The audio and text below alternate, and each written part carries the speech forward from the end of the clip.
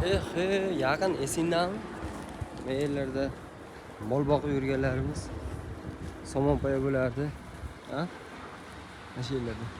Aytmoqchi, men dalaga mol boqgan chiqqanimda ko'pchilik meni ayronchi deb ham chaqirishardi. Sababi uyimda apam ayron qilib berardi. Mol boqgan chiqib ketayotganimda endi issiqda ham yurib mol boqib yuribdi. Ana opta o'tib ketib qolmasin deb ayron qilib berardi. O'sha ayronni baklashga quyib, sumkamga solib, non, choy qilib, suv qilib chiqib ketardim-da ertalabda. Kech payt ham shunaqa edi, adashmasam. Chiqardim. Bolalar misol uchun so'rasa, ko'ngli ochiq odam edim. O'sha payt hozir ham shunaqa bo'lsa kerak-ku. O'shalarga misol so'rasa, yo'q demasam berardim-da.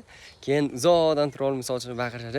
Ayronchi, ayron bormi? Ha, bor yoki bo'lmasa, yo'q bugun olib chiqmadim yoki bo'lmasa tugadi deb aytib qo'yardi. Yoshlik davrlarimiz shunaqa dalada mol boqib, o'smirlik paytlarimiz mol boqib o'tganda bizni tepalarga olib chiqardi. Shunaqa